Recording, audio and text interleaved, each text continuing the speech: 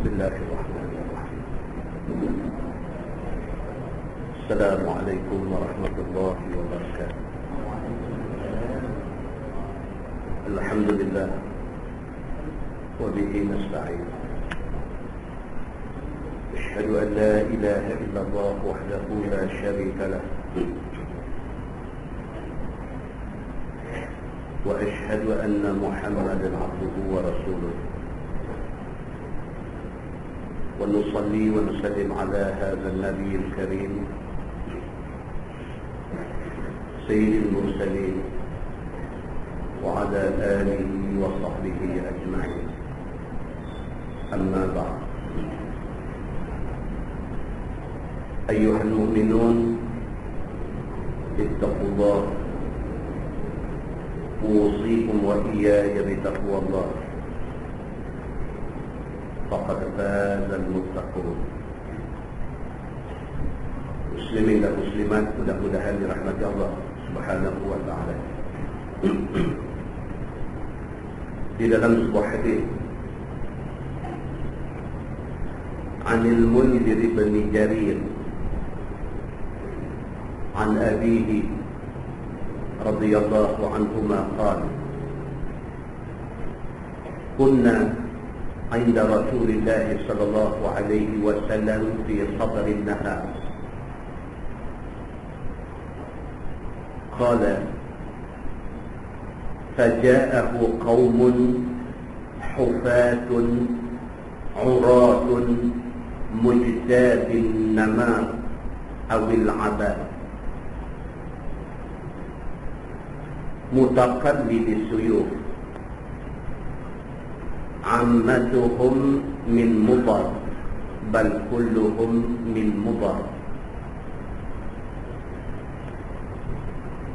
فتمعر وجه رسول الله صلى الله عليه وسلم لما رأى بهم من الفاقة،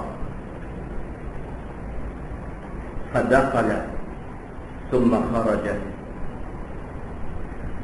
فأمر بلالا فأذن وأقام فصلى،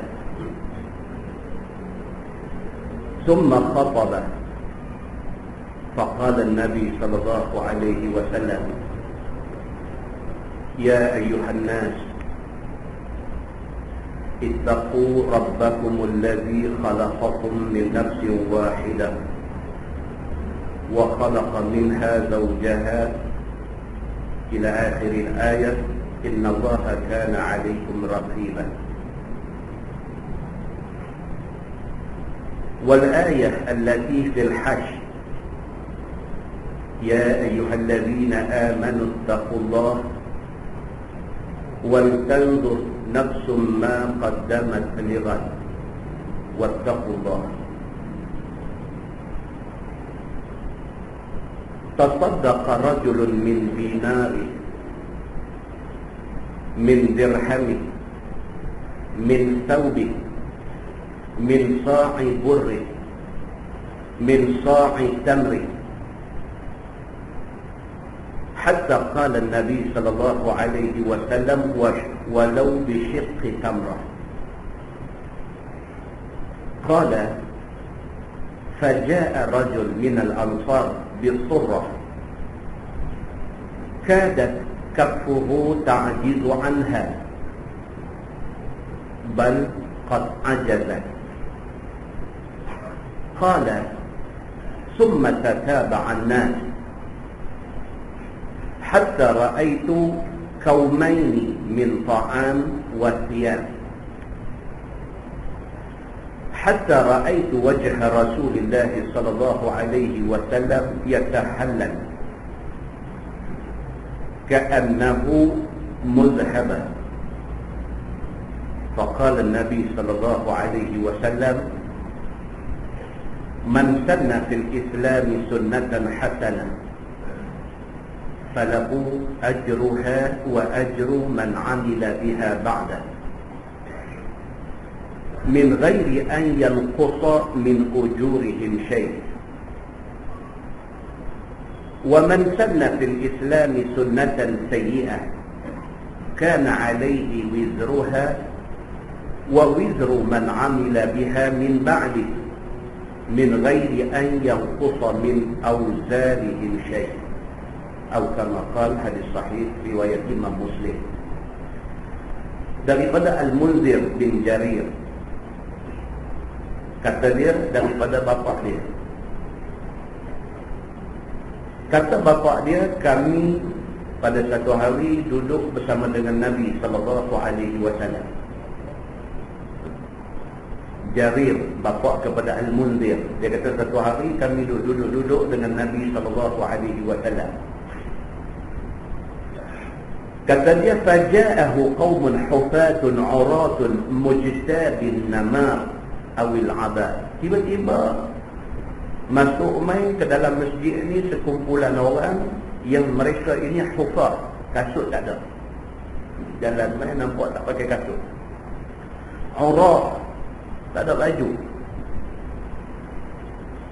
Mujtabin namar, mereka hanya ada kain, pakai bungkus badan dengan kain selai. Itu keadaan kumpulan ini. Nabi duduk dengan sekumpulan sahabat, tiba-tiba main satu kaum, keadaan mereka macam tu, maknanya miskin. Kasut tak ada, baju tak ada, kain selai buat bungkus badan, main lumba tu aja. Mutaqallid suyuf, tapi duk galai pedang kat belakang. Cengeng-cengeng juga, duit tak ada pun cengeng. Ammaduhum min mudar, bal kulluhum min mudar.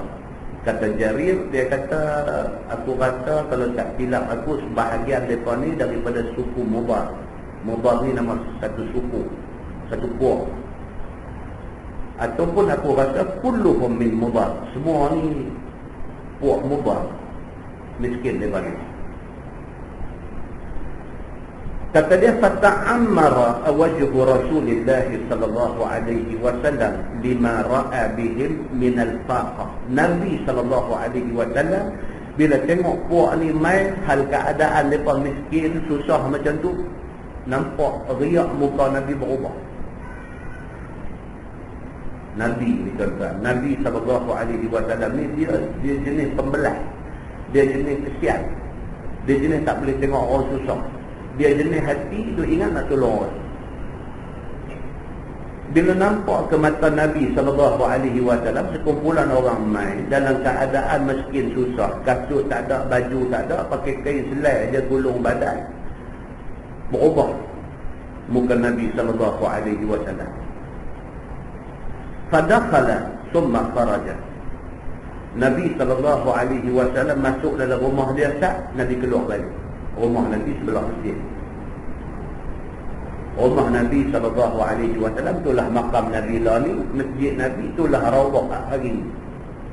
Jadi Nabi masuk saat dalam rumah, Nabi keluar mai balik.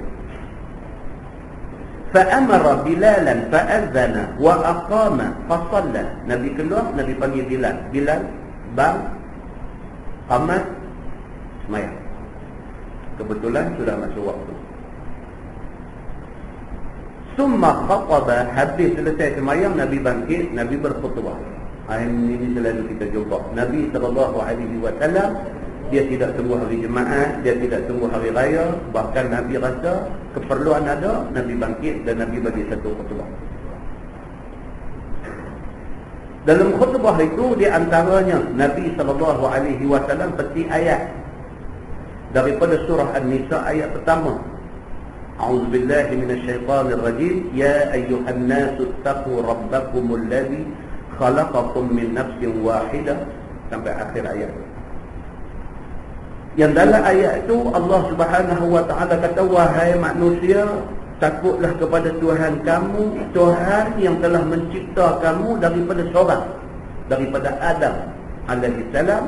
Daripada Adam dijadikan Hawa, dan daripada Adam dan Hawa dijadikan manusia ni berkembang biak, punya ramai, sampailah ramai macam kita hari ni. Nabi SAW baca ayat tu sampailah kepada ujung dia, innallaha kana alaikum raqiba. Allah Subhanahu wa taala raqib. Ini kita duk kata malaikat raqib dan atid. Allah Subhanahu wa taala dia raqib, dia mengawasi. setiap manusia. Tuhan buat kita ni daripada Adam dulu, isteri dia, sampai anak pinak dia, cucu cicit dia, sampailah kepada kita hari ni. Allah tidak buat kita sekadar buat tinggal. Sebaliknya Allah buat kita, Allah awasi kita. Allah buat kita ni, ada di kalangan kita Allah buat, Allah bagi jadi orang kaya. Ada di kalangan kita Allah buat bagi miskin. Ada di kalangan kita Allah buat bagi senang. Ada Allah buat, Allah bagi susah. Atas tiap-tiap seorang dengan takdir yang ditentukan adalah ujian bagi masing-masing diri. Orang yang Allah bagi jadi, Allah bagi kaya, kaya itu ujian untuk dia. Orang yang Allah buat dia, Allah bagi dia miskin, miskin itu ujian untuk dia. Nabi SAW baca ayat ni, ayat 1 surah An-Nisa. Habis Nabi sambung pula, ya ayyuhallazina amanu taqullaha wal tanzur nafsun ma qaddamat lighad. Nabi baca pula ayat, wahai orang-orang yang beriman, ittaqullah, takutlah kamu kepada Allah, wal tanzur nafsun ma qaddamat lighad. Maka hendaklah tiap-tiap orang daripada kamu tengok apa yang dia dah buat untuk hari esok dia. Allah buat kita kena renung, kita kena hisab, kita kena muhasabah, kita kena ingat-ingat balik. Allah buat aku sampai malam ni umur aku dah 45. Allah buat aku sampai malam ni umur aku dah 55. Allah buat aku sampai malam ni umur aku dah 75. Allah buat aku ni, Allah nak tengok apa aku buat dalam tempoh masa yang dia bagi aku hidup ni. Kita sendiri kena ingat, kena tengok ma qaddamat lighad, apa yang hendak buat untuk esok.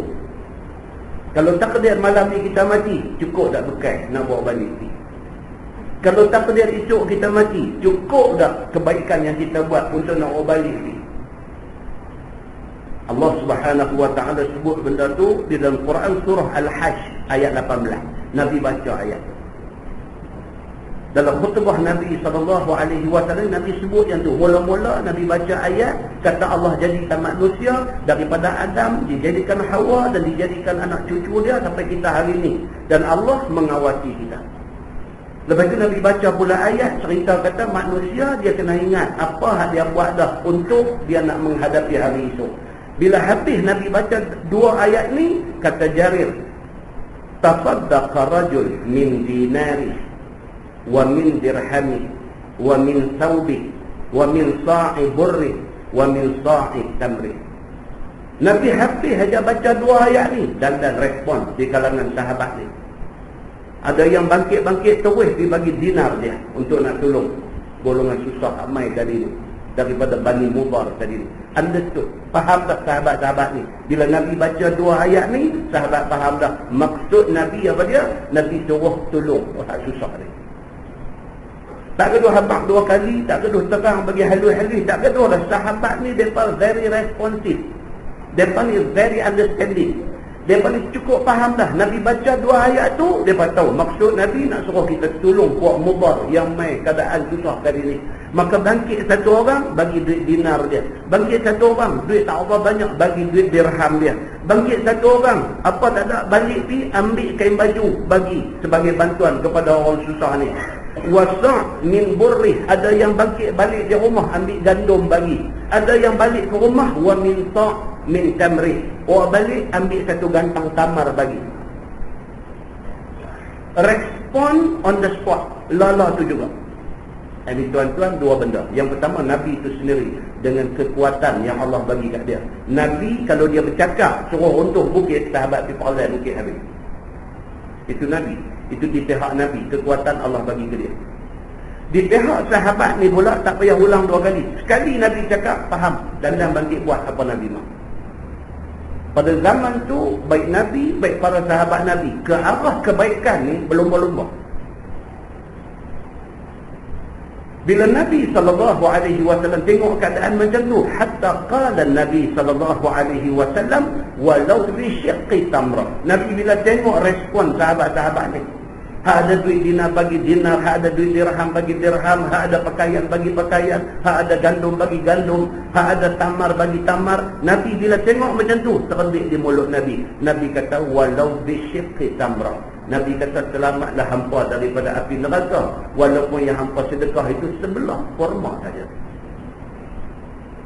Tak gaduh banyak, ikhlas Ikhlas bagi tu Nabi kata walau bisyiqqi tamrah, walaupun buah tamar tu koyak dua, bagi sebelah aja sebagai derma, sebagai sedekah. Bagi tu ikhlas, selamat hampa daripada neraka. Begitu. Qala faja'a rajulun minal ansar bisurrah kadat kaffuhu ta'jizu anhu bal qad ajazah.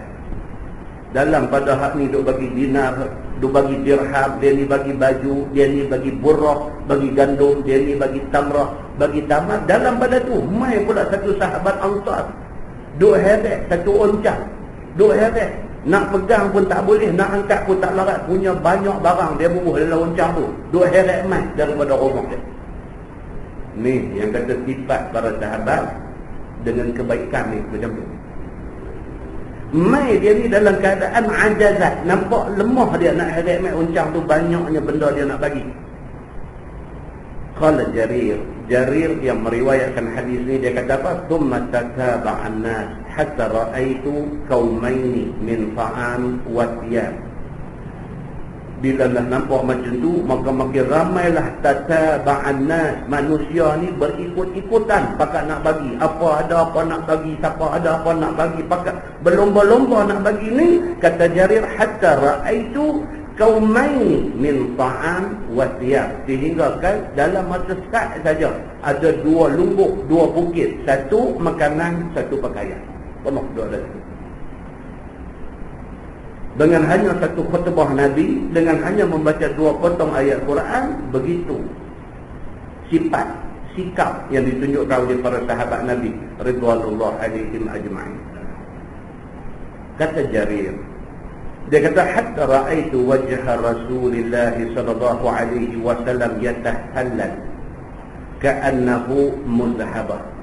Masa tu dia kata aku tengok rupa, aku tengok wajah Nabi sallallahu alaihi wasallam bercahaya keemas-emasan. Dia kata Nabi seronok. Siapa tak seronok tuan-tuan? Cakap orang respon, cakap orang respon.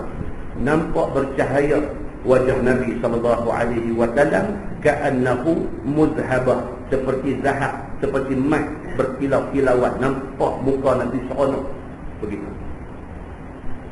Faqala Rasulullah sallallahu alaihi wasallam man sanna fil Islam sunnatan hasanah falahu ajruha wa ajru man 'amila biha ba'da min ghairi an yanqusa min ujurihim syai'. Nabi terus kata, Nabi kata siapa buat satu benda baik tentu dapat pahala. Barang siapa buat satu benda baik, kemudian orang lain ikut kebaikan hak dia buat, orang hak ikut tu dapat pahala, dia hak mula buat dapat pahala atas orang ikut dia. Dia mula buat satu benda baik, pahala dah. Kerana dia mula buat, orang lain ikut, orang hak ikut dapat pahala. Tiap-tiap orang yang ikut tu dia collect pahala lagi. Untuk nak kata apa? Sistem piramid ke apa? Hi-O ke apa? Abang, ini rumah kita dulu. Dia macam tu Islam ni. Kita start buat benda tu. Bila kita start buat benda tu, kita dapat pahala. Orang ikut, orang hak ikut dapat pahala. Tiap-tiap orang ikut tu, pahala pikat kita hak mula tu. Nabi SAW beritahu macam tu. Bahkan Nabi kata min ghairi an yanqusa min ujurihim syai'. Nabi kata banyak mana pahala orang hak ikut ni dapat, banyak itulah kawan hak mula tadi dapat, tak kurang sikit pun. Nabi kata. Kemudian Nabi bagi satu amaran di ujung tu. Nabi kata wa man sanna fil islami sunnatan sayyi'ah. Nabi kata demikianlah halnya siapa yang tak buat benda jahat, kana alaihi widruha, dia berdosa. Wa widru man amila biha min ba'di. Kalau dia buat jahat, lepas tu orang pakat duk turut dia, tiap-tiap orang hak buat ni dosa pergi dekat dia. Dia memulakan satu benda jahat, dia dah berdosa dah. Orang ikut benda jahat dia buat, orang ikut, dia duk makan dosa dah. Pasal apa? Kerana dia orang ni pergi buat jahat. Dan demikianlah kata Nabi SAW, min ghairi an yanquta min awzarihim syai'. Banyak mana dosa yang orang ikut ni buat, banyak itulah dosa dia kena tanggung pasal dia memulakan satu benda jahat. Hadis itu hadis sahih riwayat Imam Muslim. Muslimin dan muslimat yang dirahmati Allah sekalian, maksud dia apa tuan-tuan? Jangan buat jahat. Sebaliknya, perbanyakkan buat baik. Pasal apa? Kita buat baik tentu dah pahala, orang ikut kita lagi tu dapat pahala. Tapi kalau kita buat jahat, kita berdosa, orang ikut, kita turut menanggung dosa yang dibuat oleh orang lain kerana ikut kita. Muslimin dan muslimat yang dirahmati Allah sekalian. Di dalam sebuah hadis riwayat daripada Abi Hurairah radhiyallahu anhu, Nabi sallallahu alaihi wasallam qala, "Mathalul munfiq والمتصدق كمثل رجل عليه جبتان أو جنتان من لدن ثديهما إلى تراقيهما فإذا أراد المنفق أن يتصدق صدقت عليه أو مرة وإذا أراد البخيل أن ينفق خلقت عليه وأخذت كل حلقة موضعها حتى تجن بنانا وتعفو أثره. قال أبو هريرة فقال النبي صلى الله عليه وسلم يوسعها فلا تتسع أو كما قال. hadis sahih riwayat Imam Muslim daripada Abi Hurairah radhiyallahu anhu. Kata dia Nabi sallallahu alaihi wasallam bersabda, Nabi kata kalau nak dibuat perumpamaan di antara orang yang dermawan suka sedekah dengan orang yang kedekut genggam tak kira. Nabi kata umpama jubbatan atau junnatan, umpama jubah dan juga baju besi. Orang dulu kalau nak perang dia pakai baju besi sebagai protection. Kalau anak panah mai apa semua, kena besi itu tak kena tubuh badan dia. Nabi kata kalau nak dibuat perumpamaan orang yang generous, pemborah dengan bakhil kedekut ni, umpama orang yang pakai jubah dengan orang yang pakai baju besi. Nabi kata orang yang pakai jubah umpama kepada orang dermawan. Dia apabila dia nak sedekah, apabila dia nak menderma, dia rasa selesa. Dia tak fikir 2 kali, dia tak fikir 10 kali. Dia ingat ni aku nak buat ni benda baik, straight forward dia jalan. Maka itu perumpamaan orang yang pemurah, Nabi kata. Sebaliknya perumpamaan orang yang bakhil, Nabi kata umpama orang yang pakai baju besi.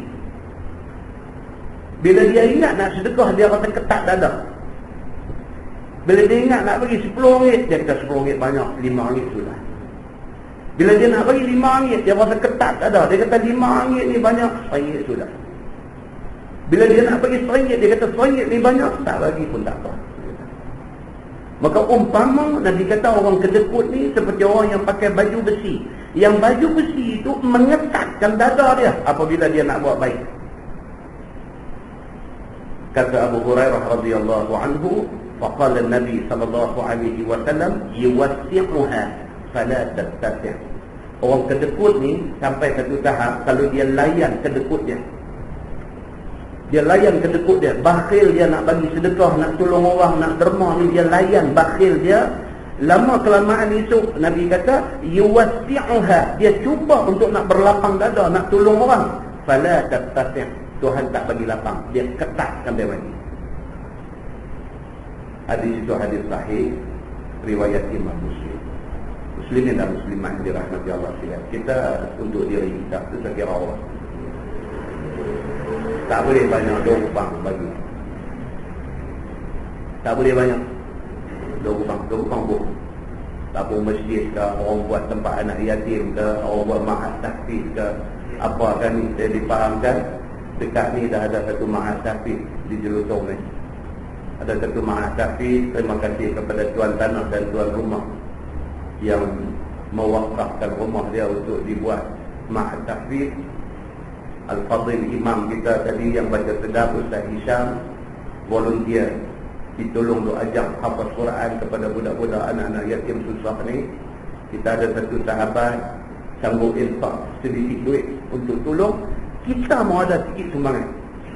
Kita ni mau ada sikit duit. Kita tanya apa keperluan mereka. Mereka perlu kipas angin ke, mereka perlu bantai ke, mereka perlu dia hantar beras ke untuk makan mereka ke. Kita kena ada contribution, kita kena ada sumbangan. Pula lagi orang main buat karya kita. Tuan-tuan, sekampit beras kita bagi, pahala tengok kita. Menyesal manusia ni di akhirat itu ni, menyesal manusia ni. Silap aku bagi sekampit dulu. Patut-patut tiap-tiap bulan aku saja bagi 5 kampit. Pasal apa? Sekampit lah aku bagi ni, dia kata Allahu Akbar. Allah bagi ganjaran banyak ni. Kalau aku tahu sekampit nak dapat banyak ni ganjaran, aku akan bagi 5 kampit sebulan. Tapi waktu tu, waktu menyesal tu, tak boleh lah nak patah balik meja dunia nak bagi. Tak boleh dah. Masa tu dah berlalu. Peluang kadang-kadang Allah hantar mereka kita sekali. Kadang-kadang Allah hantar mereka kita peluang sekali. Dia lalu depan kita begitu je.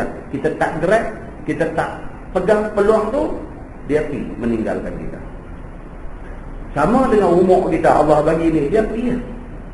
Kalau tahun ni umur kita 50, tahun depan dia tak jadi 49. Tahun depan 51. Dia pergi. Kita dan buat baik, kita dan manfaatkan umur kita ke apakah, itu kita punya hal, bukan Allah punya hal. Allah tunggu nak hisap kita di sana. Masa duk lalu ni, gerak peluang-peluang yang duk ada. Tak banyak, sikit. Nak bagi banyak tak boleh, bagi sikit. RM1 dia bagi, RM5 dia bagi, RM10 dia bagi. Bagi ada tahap kita di dalam kebaikan yang sudah dimulakan oleh orang lain. Muslimin dan muslimah yang dirahmati Allah sekalian, mudah-mudahan mukadimah itu memberi manfaat kepada kita semua insya-Allah. Kita menggunakan Bahrul Madi jilid 19. Bahrul Madi jilid 19. Muka surat 24. Muka surat 24 bab ma jaa fil hatti ala tabligh al-imam. Sampai tahu dah? Muka surat 25, masalah 25, sorry.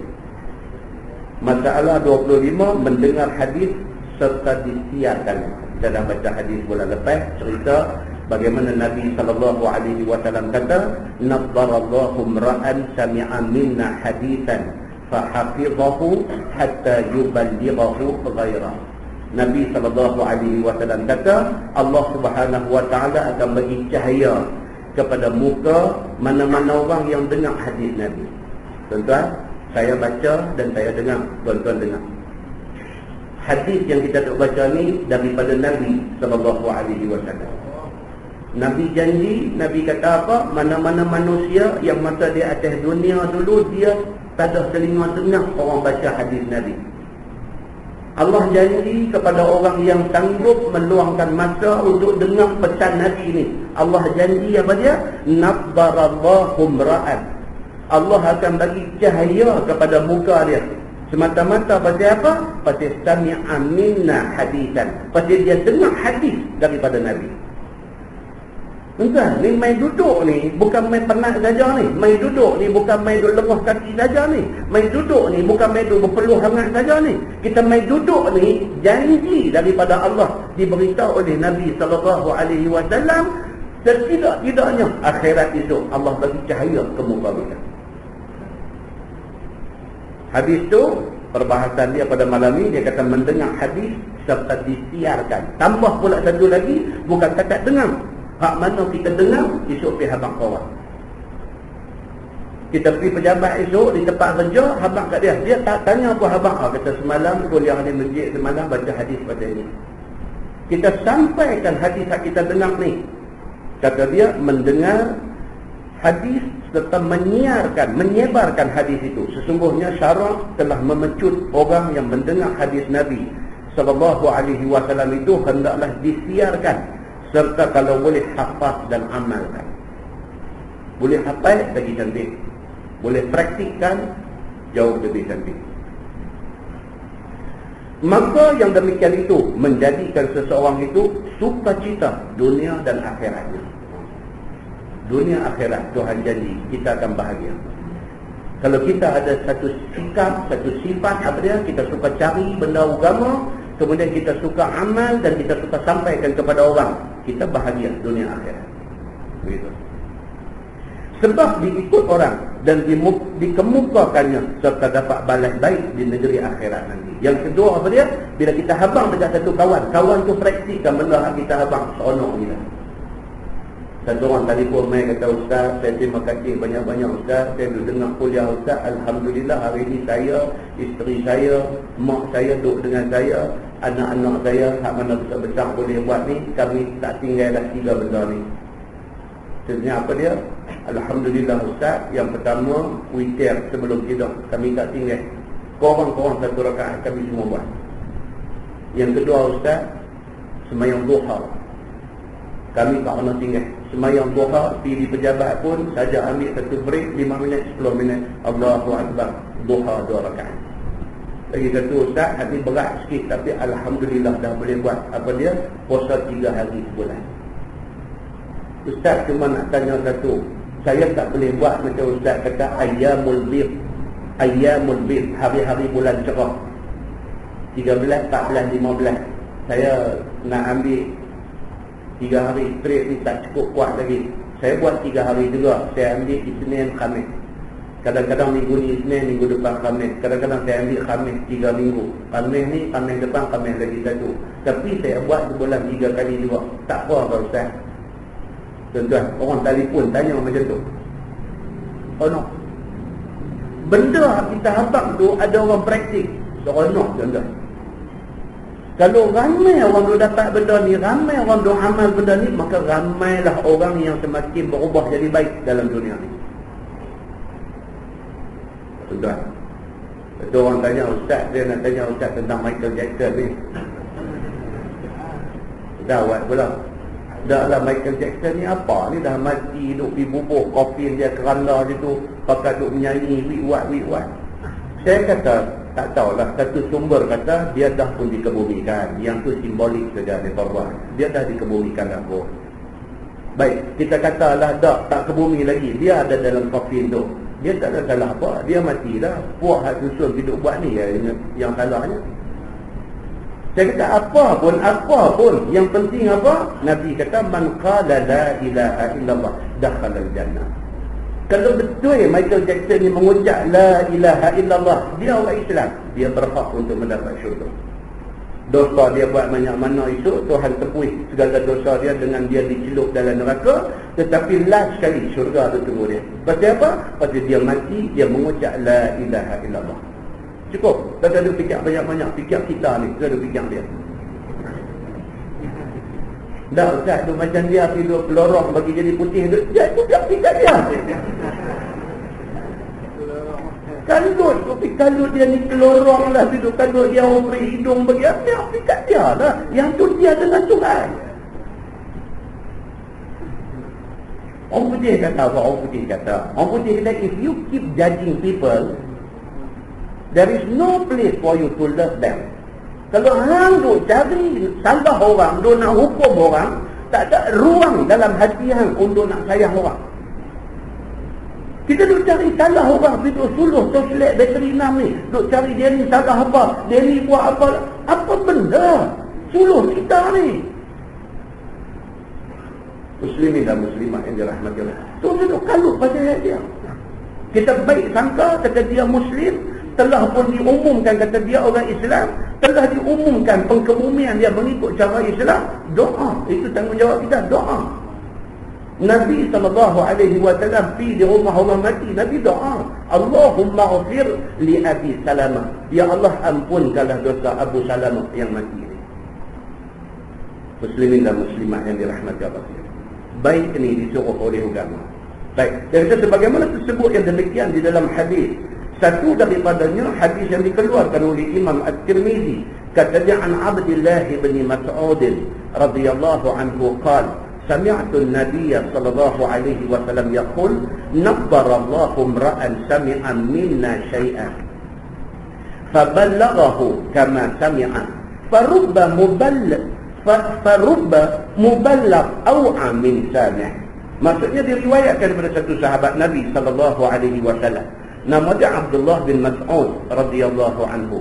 Kata dia, aku dengar Nabi sallallahu alaihi wasallam bersabda, Nabi kata diberi cahaya dan juga diberi bagus dan juga diberi berseri-seri oleh Allah akan muka orang-orang yang mendengar daripada aku satu daripada hadis Nabi sallallahu alaihi wasallam. Sama macam tadi. Nabi sallallahu alaihi wasallam satu hadis lain pula kata, Allah Subhanahu wa taala sudah promise, sudah janji orang yang mata hidung dia mau dengar hadis-hadis Nabi. Allah janji Allah akan bagi wajah dia berseri-seri, wajah dia ni kelihatan bagus, wajah dia ni bercahaya di akhirat itu. Kerana atas dunia dulu dia suka dengar pesan Nabi sallallahu alaihi wasallam. Kemudian disampaikan pula hadis yang dia dengar itu kepada orang lain dan diajarnya kepada orang lain dan diberinya hafaz akan dia akan orang lain sebagaimana yang didengarnya. Kalau sampai tahap tu lagi baik dia. Maka boleh jadi orang yang disampaikan hadis kepadanya itu lebih ingat dan lebih pandai dan lebih faham daripada orang yang mendengar daripada Nabi itu. Kadang-kadang jadi macam tu. Nabi sampaikan kepada dia, dia dengar dan dia rekod apa yang Nabi kata dekat dia. Dia pergi habaq dekat third party, dekat pihak ketiga. Nabi kata kadang-kadang orang hak dia pergi habaq tu lebih tahu daripada dia lagi. Tapi tak apa, hampir habaq juga, tak jadi kesalahan apa. Kadang-kadang dengan pergi habaq tu dia dapat input tambahan daripada third party, daripada orang yang ketiga tadi. Dia ingat dia pun nak habaq dia, dia tahu dah benda ni terus dia habaq. No, dia habaq. Kalau dia tahu dah pun itu peringatan bagi dia. Tuan-tuan, kan kita main mengaji ni, bukan semua benda yang kita dengar malam ni kita baru dengar. Kadang-kadang ustaz bercakap 1 jam ni, 45 minit kita dah bisa dengar dah. 15 minit ya benda baru yang kita dengar. 45 minit yang kita biasa dengar semula, tak rugi. Tak rugi. Satu ustaz yang mengaji sampai universiti, sampai graduate universiti, dah baca macam-macam kitab dah pun, kadang-kadang dia pergi duduk dalam satu majlis ustaz lain mengajar. Hak ustaz tu habang dia dah mengaji dah dulu, tapi bila dia dengar tu dia refresh balik. Oh yang ni aku dah jumpa dulu, aku lupa nanti baik dengar malam ni. Refresh. Itu dia panggil a reminder. Dia remind kita, dia bagi kita ingat balik benda hak kita terlupa.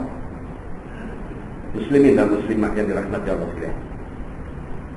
Dan dia kata dengan kerana itu sayugialah orang yang mendengar hadis Nabi sallallahu alaihi wasallam itu jangan takhirkan kepada menyampaikan ilmu itu kepada siapa yang lebih alim daripadanya pada pandangannya ataupun yang tiada tahu lagi. Abang, walaupun orang itu lebih alim daripada kita, kita boleh abang-abang. Itu peringatan untuk dia. Kalau kita abang dekat orang yang tak tahu, itu lebih baik satu benda baru bagi kawan yang dengar. Oh dia kata dah betul. Oh betul. Oh, witir 1 rakaat pun boleh buat ke? Dia tak tahu. Tentu ingat semua orang tahu kan? Tak tahu pun banyak. Bila kita kata at least witir 1 rakaat sebelum tidur dia kata 1 rakaat boleh tak? Pasal dia bagi dia yang dia tahu sunat ni 2 rakaat. Dia tak pernah dengar sunat 1 rakaat. Jadi bila kita pergi habaq dekat dia, hang kalau hang tak larat macam mana pun 1 rakaat je witir hang buat. 1 rakaat boleh tak? Bagi dia benda tu dia baru tahu. Kita dengar semua orang tahu dah, bukan semua orang tahu. Hak tak tahu ni ramai lagi tu. Begitu. Baik. Dia kata maka jangan takhirkan, kembangkan ilmu ni.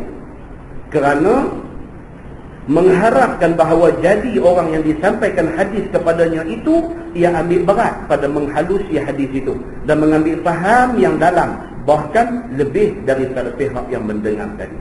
Dan bagi tahu tak dia, kalau dia dah faham lebih benda tu, dia boleh tambah balik dekat kita. Oh dia kata ni hang dengar tidak apa ustaz kata lagu lain kot. Kau ustaz kata lagu ni, dia beritahu pula oh betul ustaz kata lagu tu aku silap. Satu kebaikan pula. Dia habang dekat orang yang lebih tahu pada dia juga tak rugi. Kerana mungkin hak dia rekod daripada ustaz tu tak komplit. Dia habang kau ni komplitkan balik benda yang tak komplit tadi. Begitu. Kata At-Tirmizi, ini hadis hasan lagi sahih. Masalah hafaz hadis serta pelihara dan disampaikan kepada orang lain, maka iaitu dapat masuk ia di dalam doa Nabi. Apa dia? Nabi doa berseri-seri mukanya diberi oleh Allah Subhanahu wa taala kerana ia menyuburkan ilmu Allah. Dia mengembangkan ilmu, dia menyuburkan ilmu, dan dia membaguskan sunnah Nabi sallallahu alaihi wasallam. Dia dapat tahu tu lebih mantap lagi. Dia tahu rupanya Nabi buat macam ni. Rupanya Nabi buat macam ni. Maka dibalas akan dia oleh Allah dengan doa Nabi sallallahu alaihi wasallam dengan barang yang munasabah halnya pada perbuatannya. Maka doa Nabi sallallahu alaihi wasallam itu tersebut dan diterangkan di dalam beberapa riwayat hadis.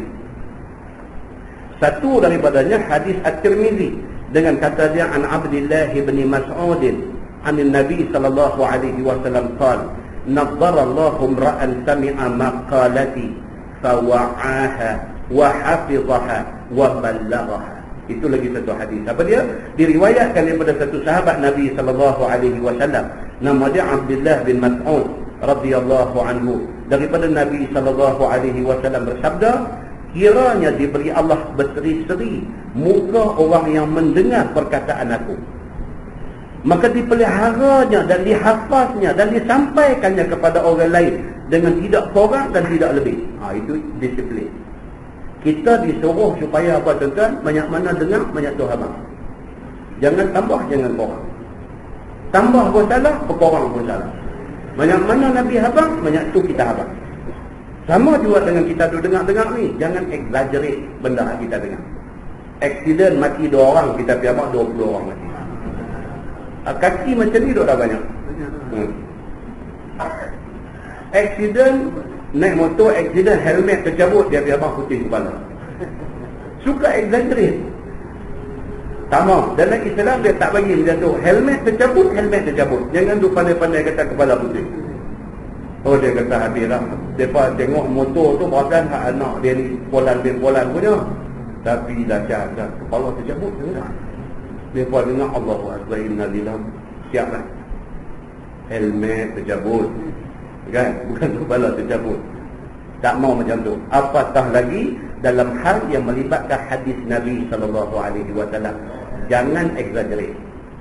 Lagu mana Nabi habang, lagu tu saja kita pergi habang. Maka dipeliharanya dan dihafaznya dan disampaikannya kepada orang lain dengan tiada kurang dan tiada lebih. Maka siapa menambah ataupun mengurangkan dia, maka ia telah mengubah namanya. Dia tidur modify, dia dianggap sebagai orang yang mengubah hadis Nabi. Ini leceh. Bukannya dia menyempurnakan seperti mana kehendak Nabi. Dan jadilah dia ni terkeluar daripada doa Nabi. Kalau dia tihabak terlebih, tak dapat apa yang Nabi sebut tadi. Nabi kata nadharallahu ra'an, diberi cahaya kepada muka orang yang mendengar ni, dia tak dapat doa tu. Pasal apa? Pasal dia dah dibuat rosak hadis Nabi. Begitu. Baik, sambung hadis tu dia kata farubba hamili fiqhin ila man huwa afqahu minhu. Dan boleh jadi orang yang menanggung ilmu itu disampaikan kepada yang lebih faham ilmu daripadanya. Kadang-kadang kita hak dengar ni, kita pergi habaq orang hak kita habaq lebih alim daripada kita. Boleh jadi, benda ni boleh jadi macam tu. Yang ni boleh jadi orang yang menanggung ilmu itu berhajat kepada faham, maka disampaikan dia kepada orang yang lebih daripadanya pada faham dan lebih kepada kepintaran dan menghalusi dan banyak ilmu daripadanya. Dia pergi habaq dekat satu ustaz mana, ustaz tu boleh tambah lagi dekat dia. Tak rugi, dia pergi habaq tu, dia dapat tambahan ilmu lagi. Begitu. Kerana ia orang yang banyak membahas, lagi banyak mengambil faham, lagi sangatlah alim dia, maka terpasti menyampaikan ilmu itu sebagaimana ada hal orang yang menakalkan sekalipun. Dia dihabaq ke orang yang lebih alim, maka tidak silap bagi dia. Sabda Nabi SAW,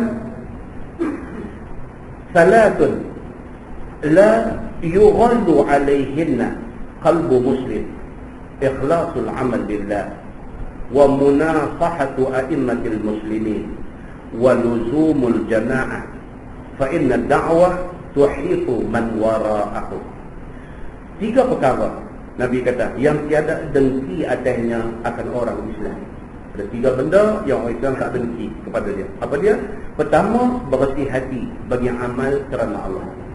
Satu orang yang ikhlas, tak ada punca, tak ada sebab orang nak dengki dia. Dia ikhlas. Dia tak ada tujuan nak cari nama, dia tak ada tujuan nak ambil kesempatan, dia tak ada tujuan ni semua. Dia ikhlas. Orang tengok dia pun ikhlas dia ni. Bukan ada siapa suruh nak main sembahyang maghrib pukul 6, pukul 6.30 dia dah main masjid dah. Dia main masjid, dia pergi bancok, dia duduk basuh. Dia basuh toilet masjid, dia basuh, dia cuci, bagi bersih, bagi apa-apa semua dia buat bagi elok. Bukan ada siapa suruh, bukan dia nak cari nama, bukan dia nak main bertanding ambil jawatan kuasa masjid, apa pun tak. Dia buat ni habuan dia nak mati hidup, nak bawa pergi untuk bekalan dia menghadap Allah. Itu aja. Dia buat ikhlas kerana Allah. Mau tak mau lagi beli siap-siap dah ubat apa tu, ubat gegat nak bagi wangi pancung tu, dia beli siap-siap dah. Dia main, dia cuci dia bos biji, dia cuci dia bos biji. Siapa pun tak suruh dan dia pun tak bertujuan untuk nak cari nama daripada siapa-siapa, dan siapa pun tak tahu kata dia buat benda tu. Apa semua siap-siap, dia pergi ambil ayat semayang tu nak tahiyat masjid, duduk dalam masjid semua masuk wajah. Yang orang ramai tahu apa dia bila main-main masuk pancung, oi masjid ni toilet bersih sikit. Orang tak tahu pun dia buat. Dia buat pasal apa? Kerana Allah. Dan dia tak berharap, tidak mengharapkan siapa-siapa tahu apa kebaikan yang dia buat. Orang yang macam ni, Nabi SAW kata, orang yang macam ni ikhlasul amal lillah. Dia ikhlas amalan dia kerana Allah. Tak ada siapa dia nak jadi dengki kat dia. Tuan, kalau kita boleh jadi macam tu, cantik tuan. Cantik. Tengah-tengah ayat kita tengok apa kita boleh buat, kita buat. Nama tak mau, apa pun tak mau. Pahala ditakdir di sisi Allah Subhanahu wa taala. Kemudian dia kata, yang ni perbuatan amal saleh itu hanya mengharapkan pahala Allah semata-mata. Itu aja. Yang keduanya, memberi nasihat kepada pemerintah rakyat. Ini yang kedua, dia kata. Nasihat kepada pemerintah negeri. Pemerintah ni maklum sajalah tuan-tuan, bila duduk pegang kuasa, jadi pemerintah ni macam-macam lah. Ujian. Kita harus cakap banyak, jadi kita tak duduk lama. Kalaulah kata kita duduk tangguh, perintah kalau kita teruk kepada kawan nak kita duduk kata lah ni. Pasal apa? Pasal kerusi itu ujian. Orang yang tak ada kuasa cakap lain, orang ada kuasa cakap lain. Pasal apa? Sendirinya bila duduk atas kuasa tu, dia jadi lagu lain. Sebelum duduk bangku tu menyawa elok, tenang ya. Duduk bangku tu menyawa penat. Pasal peluang duduk ada depan mata. Kita tak ambil peluang tu, orang main ajak kita. Dia kata ni kalau ni tak bagi kata kausin. Dia main ajak ni lah. Yang selama ni kita tak pernah dengar perkataan kausin. Kita duduk dengar kuatiau. Kata dia main ajak kausin. Dia kata yang ni tak bagi kata kausin. Dia kata ni lepas main kat saya yang ni, saya just bagi yang ni. Kita pun mula, aku tak nak lagi macam ni dengan main ni. Adik duduk melengung di rumah. Ini pun dia bukan rasuah. Dia mula lah. Ini bukan rasuah, aku bukan apa yang ni. Dah pimen-pimen projek ni memang aku nak kena bagi ke orang. Kalau aku bagi kat orang tu pun sama, kalau aku bagi kat dia ni pun sama aja. Cuma beza dia, kawan tu kalau aku bagi mungkin kuih tiaw tu je. Tapi dia ni kalau aku bagi ni kautin. Mula lah, baru keni luruh, kelai-kelai keni ni. Kautin.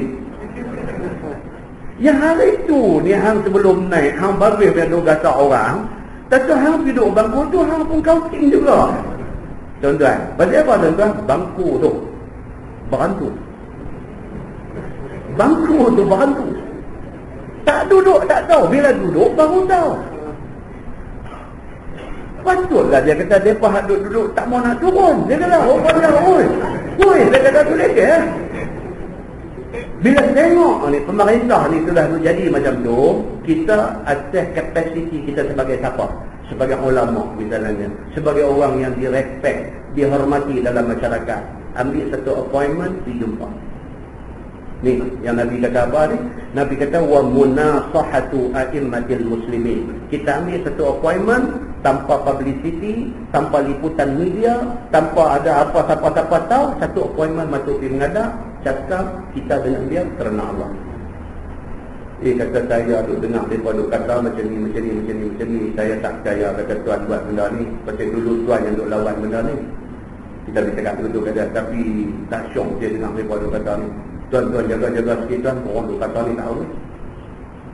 Assalamualaikum. Dia pun lepas kita balik tu, dia jadi duduk tak kena, berdiri tak kena, lagu keluar pergi tak kena. Isyak okok sampai pepak puting-puting pun tak kira. Dia kata leceh, orang tahu aku kau ni. Tapi kawan yang ambil appointment secara sulit, secara tengah, tanpa liputan media, tanpa publicity, tanpa kepentingan ni, kepentingan dia satu je. Apa dia? Aku nak menasihati a'immatil muslimin, pemerintah negeri ni. Aku nak nasihat dia. Kod-kod lah mana nak tahu dia terlanjur. So dia gosan balik. Kalau dia buat tu kerana Allah, Nabi kata tak ada siapa dengki kat dia. Tapi masalah kita ni politik, dia tak jadi macam tu. Politik dia suka publicity. Siapa pun, atas parti apa pun, dia suka publicity. Maka bila ada publicity, hilang keikhlasan hati. Ini Islam kadang-kadang dia bagi dekat kita satu nasihat, sentuh sampai hati kecil kita. Betul Islam kata. Keikhlasan itu Allah saja yang boleh menilai. Muslimin dan muslimat yang dirahmati Allah sekalian. Ini tadi tentang pengumuman KCD 1365 Yamaha motor hidup lagi enjin dia. Yang ni saya ingat tolong pergi tutup. Tak lagi kawan dia main tuntun buat pergi tak lagi balik naik bas. Motor Yamaha KCD 1365. Saya main tadi pun motor ni apa tadi? Enjin duduk hidup, lampu pun duduk pasang lagi. Nampak sampai hari ni, sampai lah ni hidup lagi enjin, tolong pergi tutup. Baik, muslimin dan muslimat yang dirahmati Allah sekalian. Baik, dia kata ia itu ditegah, dilarang akan orang yang memerintah rakyat itu dengan berbuat maksiat dan memberi tunjuk akan mereka itu kepada barang yang disukai Allah Subhanahu wa taala, dan bagi takut pemerintah negeri itu jika mereka ada berbuat jahat ataupun berbuat zalim. Dia peringat dia, jangan buat zalim ke orang. Peringat dia. Pasal apa? Manusia. Nama apa manusia kadang-kadang berubah. Begitu. Baik, yang ketiga dia kata tiada berlekang dengan jamaah. Ini disuruh oleh Nabi. Yang kita ni ada dalam satu jamaah. Jamaah ni apa dia? Yakni berpegang dengan jalan Nabi dan menurut salaf yang saleh. Maksud jamaah dia tu. Jamaah ni maksudnya duduk dalam kumpulan yang ikut jalan Nabi. Nama jemaah tu A ke B ke C ke itu tidak penting. Yang penting jemaah itu ialah jemaah yang mengikut Quran dan hadis Nabi SAW. Kita duduk dalam tu. Tujuan dia apa tuan-tuan? Kalau kita tersilap, kawan boleh tolong. Kalau kita silap, kawan boleh tolong. Kalau kita duduk di seorang sampai tak ada siapa kawan yang boleh tegur kita bila kita silap, kita akan silap sampai bila-bila. Muslimin dan muslimat yang dirahmati Allah sekalian. Dan dia kata, maka bersihlah hati orang-orang ini daripada khianat dan daripada dengki dan daripada berdendam dan jahat hati. Ini tak mahu. Kita cubalah minta dekat Tuhan, minta apa? Biar kita hati kita ni tak ada dendam ke orang, tak ada jahat sangka ke orang, tak ada benda-benda tak elok mazmumah dalam hati, tak ada. Begitu. Tajuk baru dia kata bab ma jaa fi ta'zimil kadhib ala Rasulillah sallallahu alaihi wasallam. Ini satu tajuk penting. Itu bab yang datang pada menyatakan hadis yang menunjukkan atas besarnya dosa bohong atas nama Nabi sallallahu alaihi wasallam. Ini kena hati-hati. Kita tak boleh suka hati kita simply disebut kata ni Nabi kata. Tak boleh. Pastikan kata benda tu hadis, baru kita kata ni Nabi kata. Tak pasti, tak sure ni hadis Nabi tak apa ke, tak sure jangan sebut kata Nabi kata.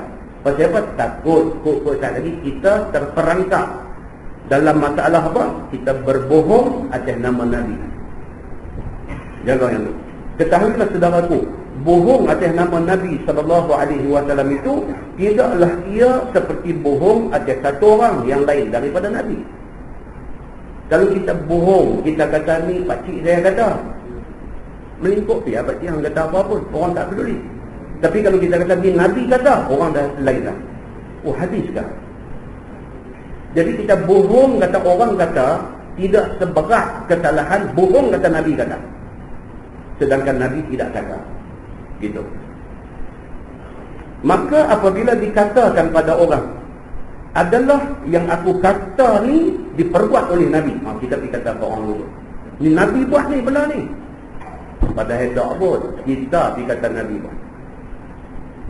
Allah banyak lah. Allah ni orang Allah makin mengaji. Seorang makin reti. Allah ni. Dulu kita kata apa ustaz kata apa betul semua. Dulu. Tapi zaman lah tuan-tuan tak ada. Zaman lah orang mengaji banyak. Orang surf internet banyak. Source untuk mendapat ilmu banyak. Seorang hari ni knowledgeable. So kita tidak boleh just kata dan orang akan pakai kita. Orang akan dengar, mereka akan evaluate, mereka akan nilai, mereka akan betul tak betul. So kadang-kadang bila kita cakap terlebih, terlajak, orang boleh tanya apa dia? Ustaz, tadi yang Ustaz kata tadi betul ke?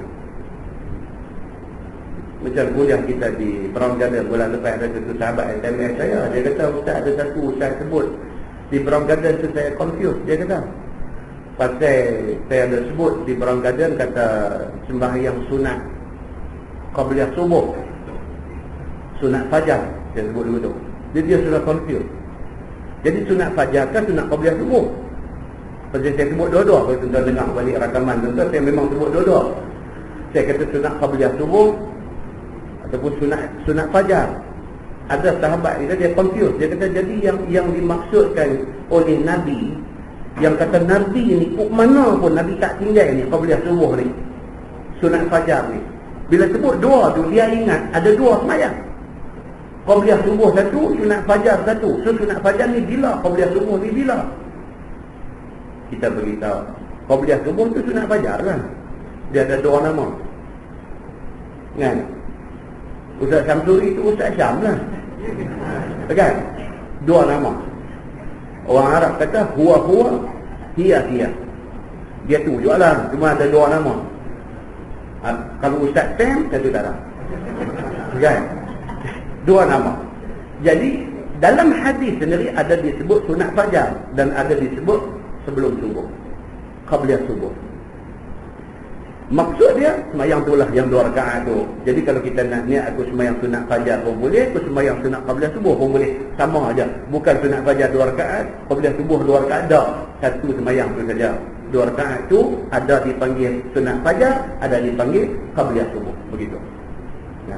Maknanya apa tuan-tuan? Kawan yang tanya ni dia very particular. Kita tahu kawan yang tanya ni dia ni very particular. Dia kita sebut 2 kali dia nak 2 ke 1. Oh dia jenis macam tu. Maka kita takut nak sebut 2 kali. Ya. Begitu keadaannya. Kan? Saya kita pergi sebut pula ni bulan puasa ni tuan-tuan jangan sampai tertinggal sembahyang sunat tarawih ataupun sembahyang malam Ramadan. Dia kata tarawih okeylah aku duk tahu dah sembahyang malam Ramadan ni apa pula. Dalam hadis tak sebut tarawih. Dalam hadis dia sebut apa? Qiyamul lail Ramadan. Sembahyang malam Ramadan.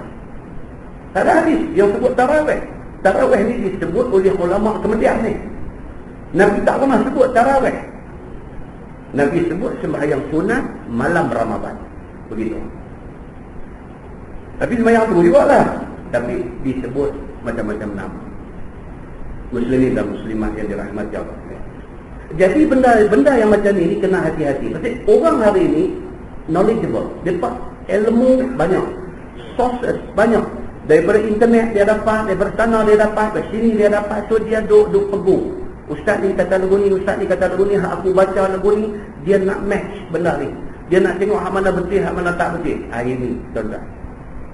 So paling selesa, paling cantik, paling memuaskan hati apa dia? Bila habaq satu benda, awak main hadis dia. Wahdi. Tak banyak celaru, tak banyak cerita. Ini dia hadis dia lah. Maka dia beritahu ni bila kita nak habaq satu-satu benda itu daripada Nabi, pastikan hadis tu ada. Jangan cakap sembarangan. Pasal apa? Takut kot syariah kita cakap tu menyalahi daripada hak Nabi kata. Pula dimai pula Nabi tak pernah buat. Kita pergi kata Nabi buat. Lagi masalah besar mai dekat kita. Muslimin dan muslimat yang dirahmati Allah sekalian. Dia kata ataupun disabdakan oleh Nabi SAW, padahalnya diada-adakan sahaja. Dia kata ini sabda Nabi, padahal Nabi tak pernah sabda macam tu. Dia yang mengada-adakan benda tu. Yang tidak ada Nabi memperbuatnya ataupun Nabi mempersabdakannya, maka besarlah mudarat yang demikian itu. Nabi tak pernah buat, Nabi tak pernah kata. Kita pergi kata Nabi buat, kita pergi kata Nabi kata.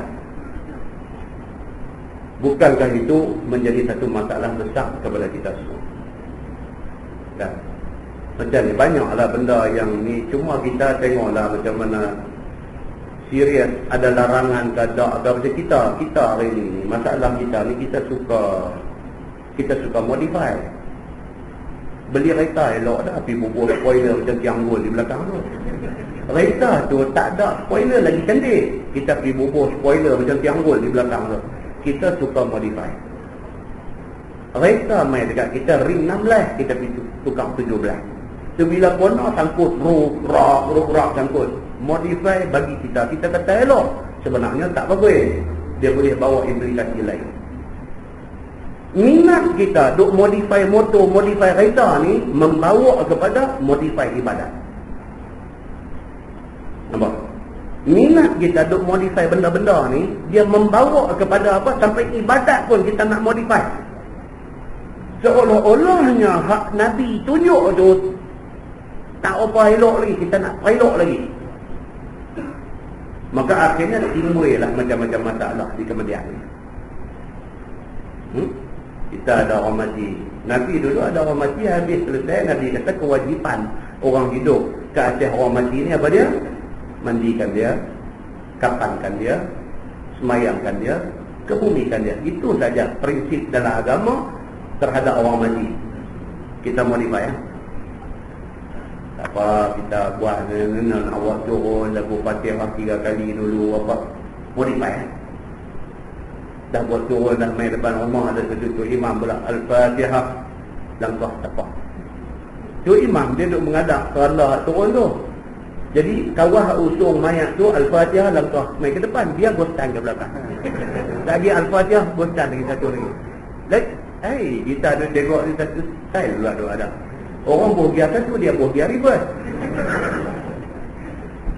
Jadi ada orang tanya balik, dia kata ustaz ni bab Fatihah, kita kata baca Fatihah tu tak salah, tapi jangan dikatakan orang ni Nabi buat. Jangan. Ini tajuk yang kita baca. Jangan kita claim kata tu 3 kali Fatihah tu Nabi buat. Jangan. Pasal apa? Tidak ada hadis yang kata Nabi pernah buat macam tu. Aduh ustaz, kalau buat kira salah tak? Saya tak kata salah, tapi saya berpendapat ikut hak Nabi itu lebih baik daripada hak kita mereka. Cantik. Dah, tapi kalau buat kira macam mana? Satu tanam mayat tu sah. Jangan tanya sampai macam tu. Jangan tanya sampai macam tu. Saya pun tak berminat nak jawab sampai macam tu. Saya cuma kata apa? Saya lebih selesa ikut macam Nabi buat. Pasal apa? Tentu betul. Pasal apa? Pasal Nabi tunjuk macam tu. Tentu betul. Kalau tanya saya banyak-banyak dah leceh kalau tanya apa. Tapi mereka ni duk buat. Saya tak mau dengar yang tu. Muslimin dan muslimat yang dirahmati Allah sekalian. Tuan-tuan, kita tanya diri kita, adakah hak Nabi buat itu tak cukup sempurna? Jangan ingat macam tu. Hak Nabi buat itulah yang paling sempurna. Sebab apa? Sebab hak Nabi buat tu, Allah beritahu dekat Nabi nak buat macam tu. Muslimin dan muslimat yang dirahmati Allah. Ini contoh-contoh kalau kita nak bawa. Baik. Kemudian dia kata apa? Bersalahan jikalau perkataan ataupun perbuatan yang lain orang daripada Nabi memperbuatnya, maka tiada mudarat sangat buat bohongnya ke atas orang yang dikatakan dan orang yang dihalalkan itu. Kalau orang kita pergi kata ni Ustaz Samsuri kata ni, tak ada apa-apa, tidak menjadi syariat. Ini Nabi kata, itu syariat. Tapi berbohong atas nama orang pun tak bagus dah. Apatah lagi berbohong atas nama Nabi sallallahu alaihi wasallam, bukan saja tak bagus, bahkan Nabi kata apa? Siap tempat di neraka. Saya kita baca hadisnya. Kerana tidak orang ikut kalau orang biasa buat, dan tidak menjadi syariat kalau orang biasa buat. Okey. Dengan kerana itulah diberi jaga oleh Nabi SAW kepada umat dia. Siapa buat bohong atas nama Nabi dengan sengaja, maka tempat duduknya di neraka. Dia abang. Nabi bagi satu amaran keras. Nabi kata apa? Siapa bohong atas nama aku, pergi kata Nabi buat, pergi kata ni Nabi baca benda ni, pergi kata ni Nabi kata benda ni, sedangkan Nabi tak buat, Nabi tak baca dan Nabi tak kata benda yang dia dakwa tu, maka dia berbohong atas nama Nabi. Falyatabawwa maq'adahu minan nar. Siap tempat dia di neraka. Ini bukan benda kecil, ini benda besar. Itu sebab kena hati-hati dalam hal ini. Kalau kita tengok satu hadis Nabi SAW daripada Aisyah radhiyallahu anha. Aisyah radhiyallahu anha dia menyebut tentang Allah melaknat Yahudi dan Nasrani kerana Yahudi dan Nasrani menjadikan kubur alim ulama dia dan para nabi dia sebagai masjid. Dalam hadis Bukhari ada sebut benda ni. La'anallahu al-yahud wan nasara. Allah melaknat Yahudi dan Nasrani pasal apa? Pasal ittakhazu, mereka ni mengambil anbiya mereka dan juga alim ulama mereka, kubur mereka ni dijadikan masjid. Hari ini tuan-tuan boleh tengok dengan senang. Tuan-tuan pergi Mesir, tuan-tuan pergi Syria, tuan-tuan pergi Jordan, tuan-tuan pergi di Iran, tuan-tuan pergi di Iraq, tuan-tuan pergi di mana-mana pun. Kubur, mereka klaim kata ni kubur Ahlul Bait, keluarga Nabi. Mereka klaim kata ini kubur sahabat Nabi. Mereka klaim kata ini kubur isteri Nabi. Mereka klaim macam-macam. Lepas tu mereka buat binaan, mereka bubuh macam-macam jerjah. Kita dah tengok dalam jejak Rasul dalam apa tu. Lepas tu pakat duduk sembahyang di kubur tu. Ini satu benda yang dilaknat oleh Allah Subhanahu wa taala. Kita disuruh oleh Islam ni apa dia? Dengan kubur ni kita disuruh apa dia? Assalamualaikum ya ahlal diyaril mu'minin wa inna insya'allahu bikum lahiqun. Itu saja yang Nabi ajar kita. Bila sampai di kubur, ni bagi salam kepada ahli kubur. Itu saja yang dia ajar. Sebab tuan-tuan, kalau kita sampai di Madinah, kita ziarah makam Nabi, kita duduk menghadap makam Nabi tu, duduk angkat tangan baca doa. Petugas di Masjid Nabawi dia akan marah kita. Dia akan kata doa dia tunjuk kiblat. Doa dia tunjuk kiblat. Sebab tidak disuruh kita duduk doa menghadap ke kubur tu. Tidak disuruh. Pasal apa? Takut salah faham. Orang ingat kata kita duduk minta pada kubur. Kita dengan kubur ni, Assalamualaikum ya ahlal diyaril mu'minin. Itu saja disuruh. Pergi sampai semayang di depan kubur tu, sampai duduk pegang derajat tu, gigit dengan gigi, duduk pegang bergantung, duduk tembak pipi kiri kanan, duduk ambil tayak belah. Allahu Akbar. Ini yang Aisyah kata. Aisyah kata apa? La'anallahu Yahud wal Nasara. Allah laknat Yahudi dan Nasrani pasal mereka buat benda ni.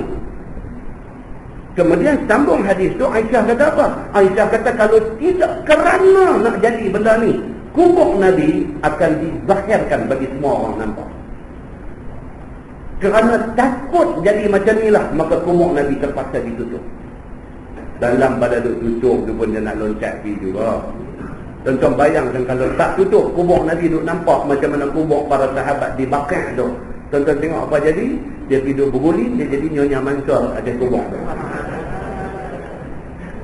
Nyonya Mansur buat apa atas kubur? Ya Allah Kasim, dia kata lebih baik engkau dilahir apa? Macam binatang apa dia kata, kelupuk Nyonya Mansur ni atas kubur. Jadi macam Nyonya Mansur.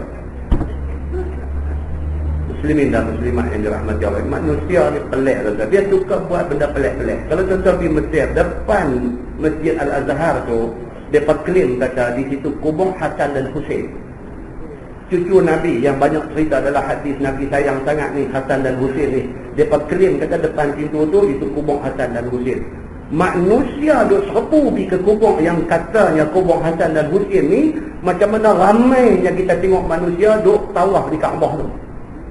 Apa cerita tu? Walhal kubur Hasan dan Husain ni berapa negara klaim kata ada kat dia. Saudi pun kata ada dekat dia. Iraq pun kata ada kat dia, Iran pun nak kata ada kat dia, Mesir pun kata ada kat dia. Tang mana betul-betul kubur Michael Jackson pula. Kan? Tang mana betul-betul kubur Hasan dan Husain ni. Sama lah macam Michael Jackson pun, mereka pun duk tanya juga dia ni betul-betul tanam tang mana. Ya lah tanam tang mana pun. Muslimin dan muslimat yang dirahmati Allah sekalian. Ini benda pasal apa kadang-kadang benda-benda tu dilarang. Daripada pasal dia boleh membawa kepada jadi pelik-pelik. Benda yang bukan-bukan, yang tidak pernah diajar oleh Nabi SAW, tiba-tiba menjadi amalan segelintir masyarakat. Begitu. Baik, demikianlah tersebut di dalam beberapa riwayat hadis. Satu daripadanya yang dikeluarkan oleh Imam At-Tirmizi. Kata dia, an Abdullah bin Mas'ud radhiyallahu anhu qala Rasulullah sallallahu alaihi wasallam, man kadzaba alayya muta'ammidan falyatabawwa maq'adahu minan nar.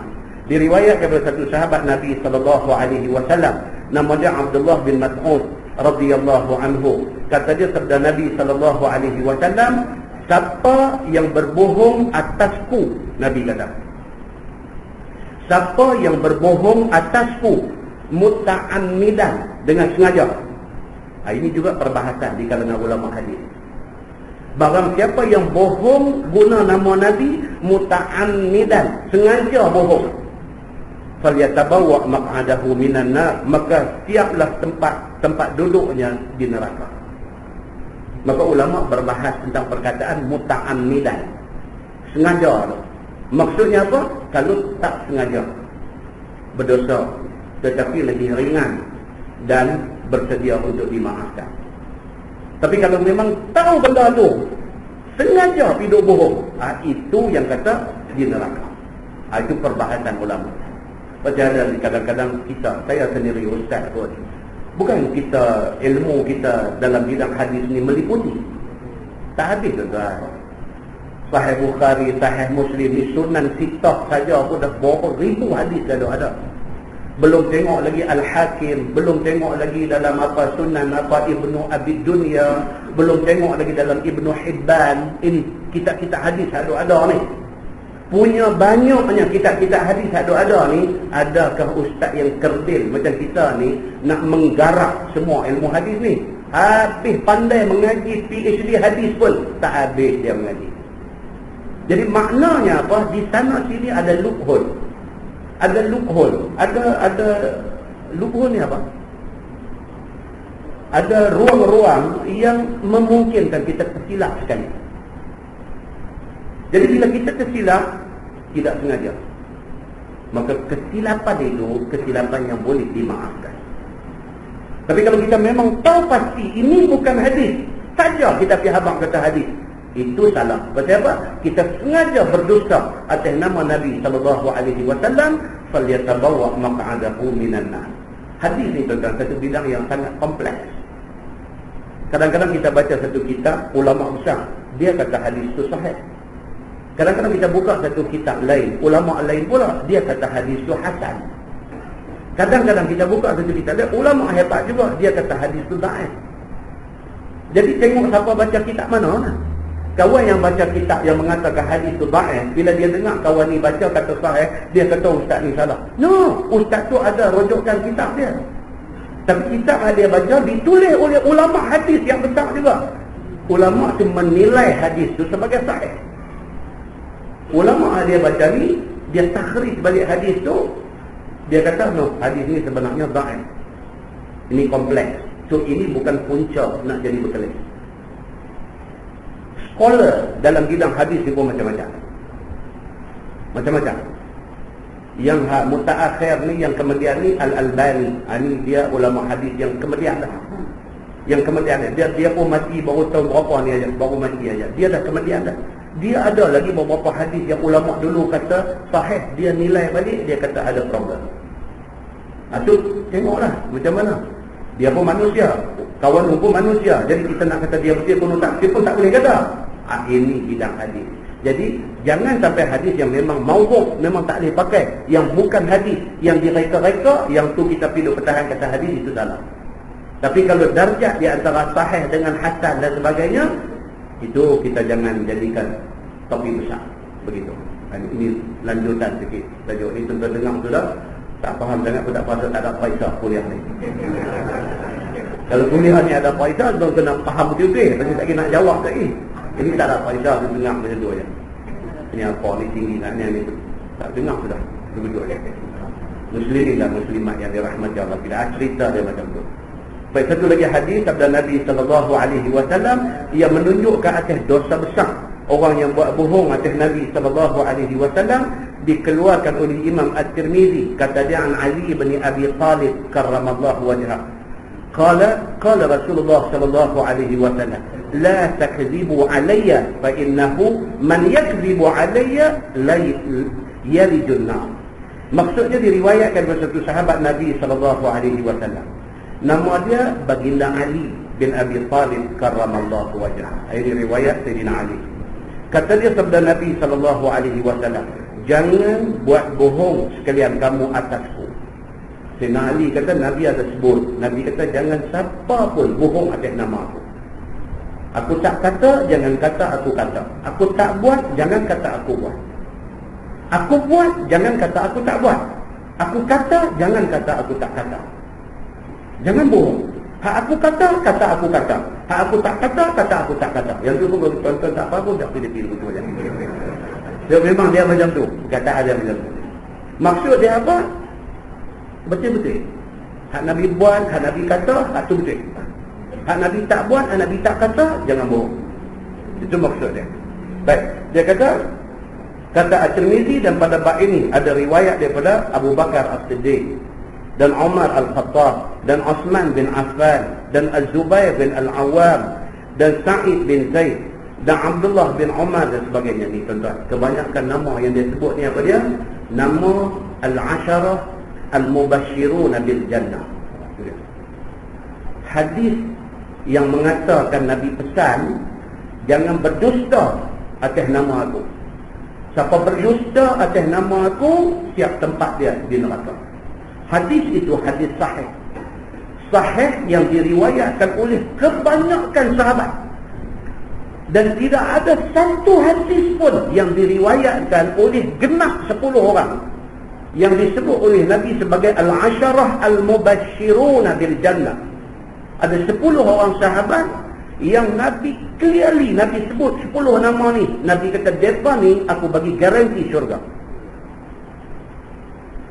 10 orang sahabat yang Nabi bagi jaminan tentu dapat syurga ni, 10 ni meriwayatkan hadis yang mengatakan Nabi pesan jangan bohong ada nama Nabi. Siapa dia 10 orang tu tuan-tuan? Abu Bakar As-Siddiq. Dia memang mendahului senarai penerima pingat kebesaran daripada Nabi sallallahu alaihi wasallam. Abu Bakar As-Siddiq radhiyallahu anhu. Satu orang yang sangat banyak nostalgia dia dengan Nabi. Satu orang yang korban dia untuk Nabi ini sampai ke tahap segala-gala. Ni yang kata Abu Bakar As-Siddiq ni, dia kesanggupan dia korban untuk Nabi ini sampai ke tahap maksimum. Nabi sebut saja apa saja, Nabi sebut saja, habis Nabi sebut, dialah akan jadi orang pertama pergi buat.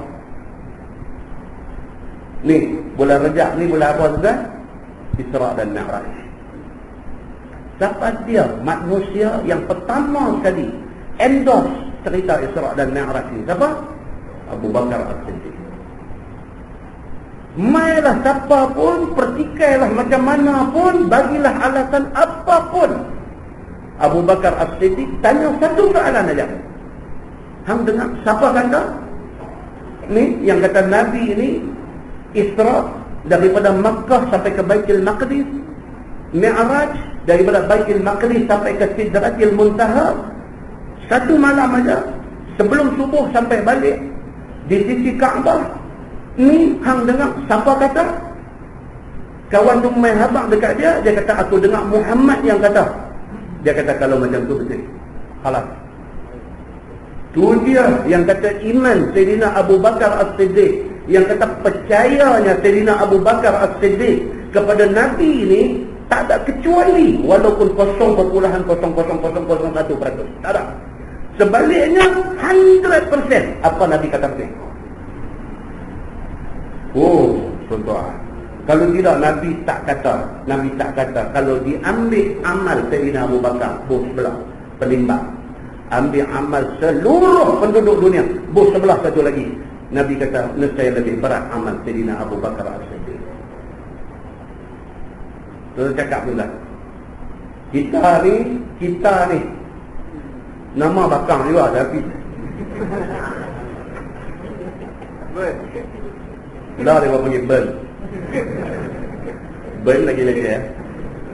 Kita ni bukan bandingan lah dengan dia, bukan bandingan lah. Tak usah untuk bertanding lah, lagi baik. Maka dia mendahului senarai al-asharah al-mubashiruna bil jannah. 10 orang yang disebut oleh Nabi sebagai garanti ahli syurga. Abu Bakar As-Siddiq nombor 1. 2, Umar Al-Khattab. 3, Uthman bin Affan. 4, Ali bin Abi Talib. 5, Zubair bin Awam. Zubair bin Awam ni pak dia Awam bin Khuwailid. Isteri Nabi yang pertama, Khadidah binti Khuwailid. Itu ada sangkut tu. Lagi yang ke-6, Abu Ubaidah Al-Jarrah. Sayyidina Umar Al-Khattab kata apa tentang Abu Ubaidah Al-Jarrah ni? Umar Al-Khattab dia tanya sahabat-sahabat pada satu hari, dia kata ni, hampa-hampa ni semua, kalau Allah bagi dekat hampa satu masa mustajab doa, hampa minta apa pun Tuhan bagi, hampa nak minta apa? Oh, kawan-kawan ni kata, aku akan minta supaya Allah bagi dekat aku satu bilik kita duduk ni penuh dengan intan berlian. Aku nak guna intan berlian tu untuk belanja pada jalan Islam. Lain. Aku pun serupa, kalau Allah bagi dekat aku masa mustajab doa, aku nak minta bilik kita duduk ni penuh dengan emas perak. Aku nak guna emas perak tu untuk Islam. Lain. Habis semua. Jawab macam-macam. Last orang tanya Umar, ya Amirul Mukminin, kalau engkau Allah bagi masa mustajab doa, engkau nak minta apa? Umar kata apa? Aku minta supaya Allah bagi dekat aku pembantu, penolong untuk aku nak tegakkan agama Allah ni. Penolong, pembantu seumpama Abu Ubaidah Al-Jarrah. Daripada banyak-banyak nama ada, Umar select nama dia. Abu Ubaidah Al-Jarrah, tu lagu cerita dia saja tak habis malam ni. Dia salah seorang daripada 10 yang dijamin syurga. Berapa orang tadi? 6. Yang ketujuh dia kata Abdul Rahman bin Auf. Ini nama-nama besar tuan-tuan. Ini nama-nama besar. Yang ke-8 Sa'ad bin Abi Waqqas. Ni hak cerita dengan mak ni. Dia masuk Islam, mak dia mogok, tak makan, tak minum ni. Sa'ad bin Abi Waqqas. Seterusnya Talha bin Ubaidillah. Ini nama-nama besar tuan-tuan yang jasa daripada tak tahu nak abang. Dan yang ke-10nya Sa'id bin Zaid. Siapa tuan-tuan? Sa'id bin Zaid ni nama yang kita jarang dengar. Hak tadi semua kita bilang Abu Bakar, Umar, Uthman, Ali, Zubair bin Awam, Abu Ubaidah Al-Jarrah, Abdul Rahman bin Auf, Sa'ad bin Abi Waqqas, Talha bin Ubaidillah. Ini semua nama sangat-sangat kita dengar. Ni hak nombor 10 dia siapa? Sa'id bin Zaid. Siapa dia Sa'id bin Zaid ni? Siapa dia ni? Sa'id bin Zaid ni siapa dia? Adik ipar Sayyidina Umar Al-Khattab, suami kepada Fatimah. Yang cerita Sayyidina Umar ni, bila dia ni orang cabar dia kata Umar, apa hang sembang kuat, adik hang pun dah masuk Islam dah. Dia dengar capang telinga, dia duduk di rumah adik dia Fatimah. Bila dia sampai di rumah Fatimah dengan suami dia, siapa dia? Sa'id bin Zaid. Sampai adik tengah duk baca surah apa? Surah Taha. Ma anzalna alaik. Duk baca ayat tu. Umar sampai dengar Taha tu bergemetar hati. Pasal dia orang Arab. Allah dah sampai dalam masa Allah nak tembak hidayah masuk hati. Dengar surah Taha ni, ketak dia. Dia masuk pergi dekat adik dia. Dia kata, bak mai kat aku nak tengok hang duk baca apa. Adik dia pelari lembaran surah Taha ni. Pelari. Dia kata, abang tak Islam. Abang tidak boleh pegang. Ini wahyu Allah. Rabut ambil. Dia tengok, dia baca. Allah injek masuk iman dalam hati. Terus masuk Islam. Allah Subhanahu wa ta'ala dah pernah buat benda macam ni. Allah tidak mustahil boleh buat lagi benda yang seumpama ini. Michael Jackson masuk Islam pun kita tengok berapa kali dah semua macam dia pada dia. Michael Jackson masuk Islam, siapa sangka? Mike Tyson masuk Islam, siapa sangka? Malik Noor memang Islam. Baca dah tentang Malik Noor. Alhamdulillah. Satu sahabat forward mai satu email daripada majalah apa saya pun tak tahu. Cerita Malik Noor. Dia orang baik. Dia memang orang Islam dah pun. Cuma dia confess dia punya hal dia dalam artikel tu. Satu hari dia kata dia ada satu kondominium depan KLCC. Dah duduk situ tu dah bertahun dah, bukan baru duduk. Kondominium berharga milion-milion duduk. Satu hari dia kata dah berapa tahun dah duduk dengar azan masjid KLCC tu, dah dengar selalu. Tapi hari tu dia kata dengar azan tu dia jadi kacau dia kata. Dia jadi apa? Ambil ayat semayang. Baik tu turun dia kata pergi masjid India. Dia kata pergi masjid India. Kan masjid India banyak ni buku agama, kaset apa. Dia pergi sana, dia collect buku-buku agama ni. Dia tengok, dia beli ni, dia beli, dia balik, dia baca. Dalam interview, wawancara dengan dia dalam majalah itu menangis dia. Dia kata cukup, enough is enough. Lepas apa cerita ni semua cukup habis. Start from now ke depan 5 waktu dia tentu jaga.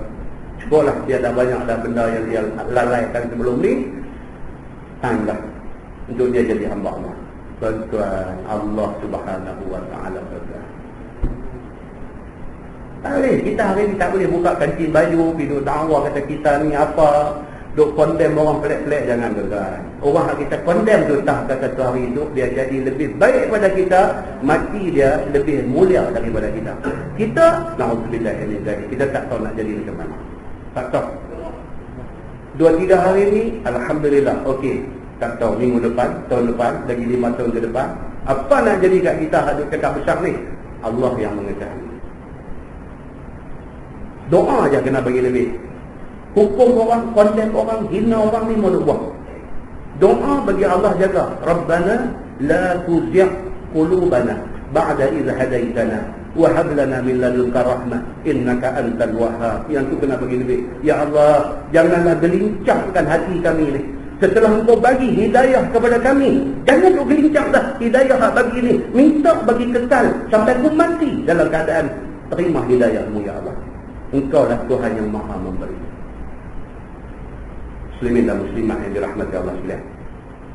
Jadi benda-benda macam ni dia kata, hadis yang kita baca ni diriwayatkan oleh 10 sahabat yang dijamin mereka mendapat syurga oleh Allah Subhanahu wa taala. Wallahu a'lam. Baik, insya-Allah kita sambung tajuk yang berikutnya, fi man ruwiya hadisan wa huwa yara annahu kadhib. Pada menyatakan hadis yang membicarakan orang yang meriwayatkan hadis padahal ia fikirkan bahawasanya ia bohong. Satu orang yang dia tahu kata hadis ni maudhu', tak betul, tapi dia tidur baca juga seolah-olah itu satu hadis Nabi sallallahu alaihi wasallam. Apa hukum orang ini?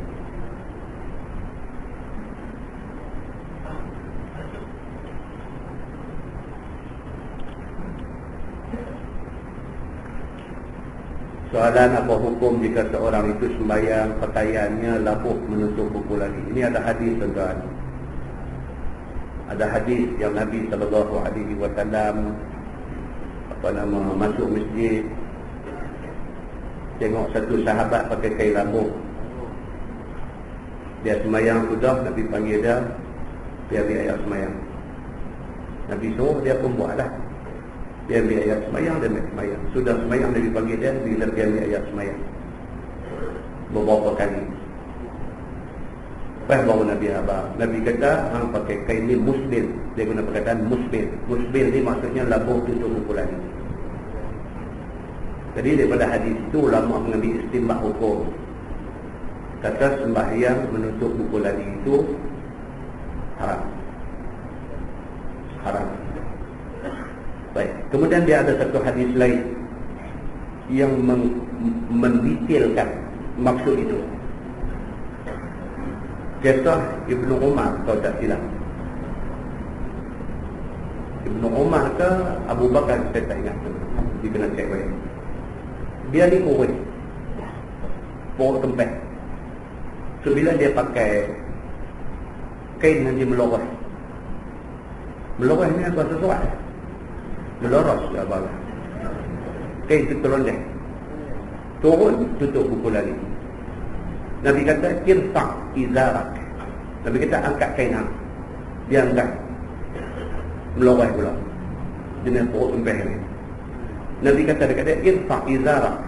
Kat. Kemudian Nabi kata, inna Allah la yaqbalu salata rajul muslim. Nabi kata, sesungguhnya Allah tidak terima sembahyang orang yang berkain labu. Okay.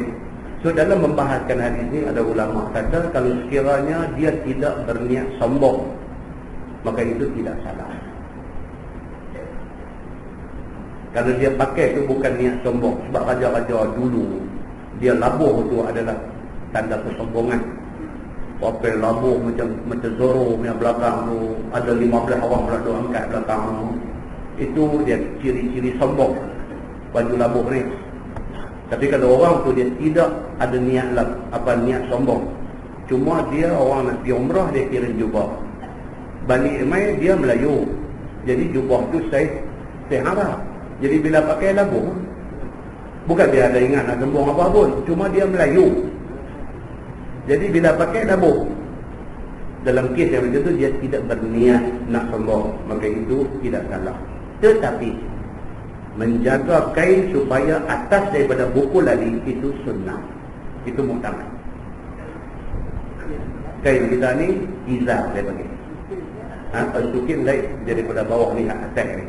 Baju, kain, jubah apa semua ni, kalau kita boleh jaga, dia panggil mutawwid. Mutawwid ni orang, kalau tuan-tuan pergi di Mekah, Madinah, tengok student Masjid Nabawi, student Masjid Madinah, student Universiti Madinah yang duk main semayang di Masjid Madinah ni, tuan-tuan tengok jubah mereka, semua jubah mereka hanging atas buku lari. Kita pergi, memang itu. Tengok tahu ni mesti student. Mereka mengaji, mereka tak. Jubah mereka memang atas buku lari. Yang itu dia panggil mutawwid. Ini orang yang ikut sunnah. Mutawwid. Jadi kalau nak labuh untuk kerana apa kan, dulu dia buncit lah, dia senaman kuat, dia kempes. Jadi jubah dulu duduk dah atas tu lah, bila kempes jubah tu jadi turun. Jangan begitu, hukum dia macam-macam lah. Dia bukan bertujuan sombong, tetapi menjaga supaya dia di atas buku lari, maka itulah yang paling baik. Sama kalau tuang panjang ke apa ke, semayang lipat sikit. Bukan kita nak semayang sajalah, jangan duk biar sampai tu masuk pancong pun dengan seluang duk jelebeh gitu, masuk pancong cari peluang main duk masuk semayang. Kita duk tengok Allah kaset kita ni bukan Haji Habib lah dengan Haji Habib orang. Saya abang tu saya lemah. Saya lemah ni jenis duk pakai. Dia semayang tu bagus lah, tapi tahu tu yang tak boleh. Kan dia beli seluar jeans, budak-budak muda ni dia beli seluar jeans, dia tak mau potong. Dia piak bagi labuh tu. Jadi di bawah tu sampai dah jadi rambu lah. Pasal dia duk jadi majlis bandaran, dia duk cuci jalan ni. Dia sampai jadi rambu, sampai jadi benang duk buku tu. Dia masuk pancung pi buang ayam. Lantai tu apa, macam mana, lagu mana. Tapi dia keluar main, dia ambil ayat semayang, dia masuk semayang dengan duk meleret. Lemah tidak ni. Dia heret najis daripada bilik ayam tadi ke heret bawa main ke apa ni, tak ada orang pergi semayang tu. Saya ni secara peribadi saya lemah. Saya kalau panggil elektrik ke apa ke di rumah ni, kacau, panggil orang bukan Islam ke ataupun orang Islam sekalipun, panggil main tu repair apa-apa, dia ni pula jenis betiang, tak lagi nak masuk pancong. Saya cukup lemah. Dia dah buat kerja apa-apa semua, dia kata, bos, ni toilet mana? Tak lagi dia lagu apa dia buat dalam bacok tu kita tak tahu. Dia keluar sekali lagi, dia basuh ke tak basuh ke kaki dia ayak. Kita nak berjalan ke dalam rumah nak sembahyang, saya dia keluar dia basuh. Tak mau tak lagi dia duduk jadi taradud dalam hati kita ni. Tadi dia ni masuk, dia buang air, dia basuh ke tak basuh ke kaki dia ada najis ke tak kan. Saya tak boleh. Pasal apa? Pasal kita nak sembahyang ni, nak sembah Allah. Tak mau ni, tak lagi ni macam ni punya slack ni, tak lagi pergi sangkut ibadat kita. Saya macam tu, minta maaf lah, nak buat macam mana. Bagi dia selesai kerja dia, masa ada usah dia pergi tahu mana. Dia keluar sekejap lagi, okey, anak-anak duduk dalam bilik, basuh. Tempat dia lalu ni, ruk, bagi lalu ayak lah, pasal dia tak kabur. Dia rumah kita tu all the time. Kira kalau kita masuk pancuk ambil ayat semayang, kita keluar tak payah pakai slipper pun tak apa. Kita yakin kebersihan dia. Kita step di mana pun kita semayang, kita yakin bersih dia. Saya ada wudu. Jadi kalau main depan mata saya keluar jenis rambu ni, oh. Saya abang bersih, saya abang. Adik, keluar ni dipotong orang, tak boleh macam ni. Saya abang. Tuan-tuan, ibadat bagi semua. Kan dalam ayat haji pun dia kata apa, wa atimmul hajja wal umrata lillah. Tuhan guna perkataan tu, wa atimmu, dan sempurnakanlah haji dan umrah kerana Allah. Jadi biar kita buat ibadat ni, kita satisfy, kita kuat hati, kita sempurna. Pasal apa? Pasal ibadat ini kita dengan Allah. Tolong tuan-tuan, pakat-pakat jaga benda ni, pasal dia membawa kepada kiraan hisab kita di akhirat itu. Nah, wallahu a'lam. Kita tangguh dengan tasbih kafarah dan suratul Asr.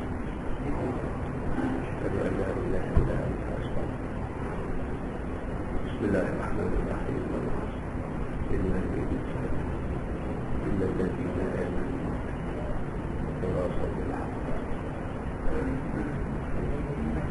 اللهم صل على محمد في الأولين والآخرين وسلم رضي الله تبارك وتعالى عن سادتنا أصحاب سيدنا رسول الله أجمعين. بسم الله الرحمن الرحيم. الحمد لله رب العالمين حمدا يوافي نعمه ويكافئ مزيده. يا ربنا لك الحمد كما ينبغي لجلال وجهك الكريم وعظيم سلطانك. رضينا بالله ربا وبالإسلام دينا وبمحمد نبيا ورسولا. اللهم افتح علينا فتوح العارفين وارزقنا فهم النبيين بجاه خاتم المرسلين. اللهم فقهنا في الدين وعلمنا التأويل واهدنا صراطك المستقيم. اللهم أرنا الحق حقا وارزقنا اتباعه وأرنا الباطل باطلا وارزقنا اجتنابه. اللهم اجعل جمعنا جمعا مرحوما وتفرقنا من بعده تفرقا معصوما. وصلى الله على محمد وعلى آله وصحبه وسلم والحمد لله رب العالمين. السلام عليكم.